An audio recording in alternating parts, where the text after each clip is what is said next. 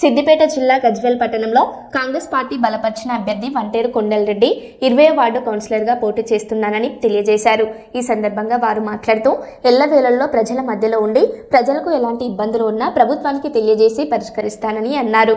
ఈ కార్యక్రమంలో Congress party senior నాయకులు వీరపాక శ్రీనివాసరెడ్డి, మోచే ప్రభాకర్ రాజు గౌడ్, అశోక్ గౌడ్, సత్యం బాబా, మధు, అభిషేక్, నవీన్, శ్రీకాంత్ కాంగ్రెస్ నాయకులు పాల్గొన్నారు. ఇప్పుడు ఉద్యోగాలు వస్తున్నాయి, మీకు ఎడ్యుకేషన్ ఇంపార్టెంట్ ఇస్తుంది రేవంత్ అన్న, మీకు తెలుసు.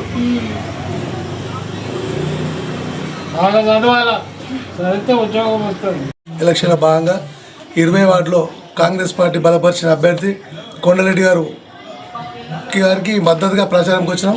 ఎందుకంటే ఈరోజు మా ఎజెండాలు ఏంటంటే మా సంక్షేమ పథకాలే ఈరోజు గజ్వేల్ మున్సిపల్ జెండా ఎగిరైపోతున్నాం.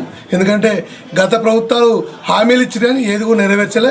ఈరోజు మా రేవంత్ అన్న ప్రజాపాలనలో ఇచ్చిన హామీలల్లో మ్యాక్సిమం 5 చేసినాం. ఇంకొకటే ఉన్నది పెండింగ్, ఏంది మహిళలకు పింఛన్. అది కూడా గత ఒక 2 నెలల్లో కూడా కంప్లీట్ చేసి అది కూడా ఇవ్వగలుగుతాం. ఎందుకంటే గత ప్రభుత్వాలు అప్పులపాలు చేసిపోయారు.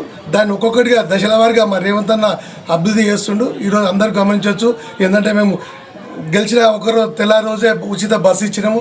ఈరోజు 200 యూనిట్ కరెంట్ ఫ్రీ ఇచ్చినాము. తర్వాత సన్న బియ్యం ఇచ్చినాము. ఈరోజు తర్వాత గ్యాస్ సబ్సిడీ ఇచ్చినాము.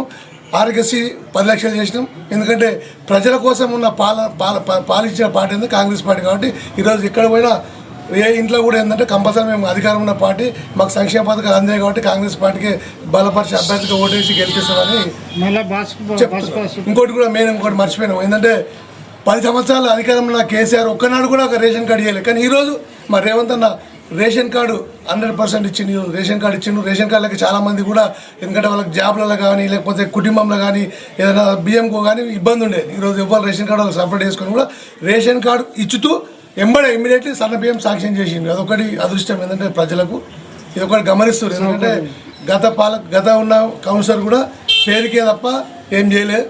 యువకుడు, ఎందుకంటే ఈయననే ఇంటికి వచ్చి పనిచేసే తత్వం ఉన్న మనిషి కాబట్టి మా కొండలరెడ్డి గారిని గెలిపేయాలని మీ అందరికీ వినిపిస్తున్నాం.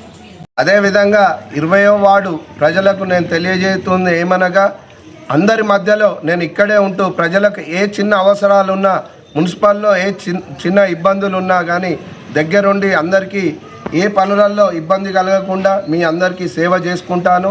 అదే పోలీస్ స్టేషన్ కానీ రెవెన్యూ పరంగా కానీ ఎలాంటి ఇబ్బందులు ఉన్నా నా సొంత కుటుంబం లెక్క ఎవరికి ఏ ఇబ్బందులు కలగకుండా 20వ వార్డు ప్రజలను కాపాడుకుంటానని ఈ విధంగా నేను తెలియజేస్తున్నాను. ధన్యవాదములు. 20వ వార్డు ప్రజలకు కాంగ్రెస్ పార్టీ బలపరిచిన వంటేరు కొండలరెడ్డి అనే నన్ను చాలా అధిక ఓట్లతోని నన్ను విజయానికి చేకూర్చాలని నేను కోరుకుంటున్నాను. అదేవిధంగా ఒక్క నిమిషం చేతు గుర్తుకి ఓటేసి నన్ను 20వ వార్డు ప్రజలు అధిక మెజార్టీతో గెలిపించాల్సిందిగా నేను కోరుకుంటున్నాను. మున్సిపాలిటీ గజ్వేల్ ప్రజ్ఞాపూర్ మున్సిపాలిటీ 20వ వార్డు ప్రజలకు నా యొక్క నమస్కారాలు తెలియజేస్తూ, గత బీఆర్ఎస్ ప్రభుత్వం పాలించిన 10 సంవత్సరాల్లో గజ్వేల్ ఎంత అన్యాయానికి గురైందో గజ్వేల్ ప్రజలందరికీ తెలుసు. అదేవిధంగా డబల్ బెడ్రూమ్లని కేసీఆర్ ప్రభుత్వంలో షాట్ల తౌడు పోసి కుక్కలకు పంచాది పెట్టినట్టు ప్రజలకు చాలా ఇబ్బందులు పెట్టి డబల్ బెడ్రూమ్లని అని చెప్పేసి అవి సగం కడుతూ ప్రజలను చాలా ఇబ్బంది పెట్టింది. ఇప్పుడు కూడా గజ్వేల్లో ఉన్న ప్రజలకు ఏ ఒక్కరికి డబల్ బెడ్రూమ్లు కేటాయించకుండా, అదేవిధంగా గత 10 ఏళ్ళు బీఆర్ఎస్ ప్రభుత్వం పాలించిన గజ్వేల్లో ఒక రోడ్డు కానీ ఒక డ్రైనేజ్ కానీ అండర్ గ్రౌండ్ డ్రైనేజ్ అన్నారు. ఇప్పటికీ మేము 20వ వార్డులో తిరుగుతున్నాం. ఎక్కడ కూడా డ్రైనేజ్ పనులు అనేటివి పూర్తి కాలేదు. ప్రజలు డ్రైనేజ్లతో దోమలతో అన్నిట్లతోని చాలా ఇబ్బంది పడుతున్నారు. అదేవిధంగా మా ప్రభుత్వం వచ్చినాక 6 గ్యారంటీలు అని చెప్పి అందులో 5 గ్యారంటీలు అమలుపరిచి అదే రేవంత్ అన్న ఇచ్చిన మాట కట్టబడుతూ అది కూడా త్వరలో అమలుపరిచే విధంగా, అదే పింఛన్ కూడా మహిళలకు మరి ఇచ్చిన మాట ప్రకారం ఇంకొక 2-3 నెలల పెన్షన్ కూడా అందరికీ పెంచుతాడని మేము తెలియజేస్తున్నాం.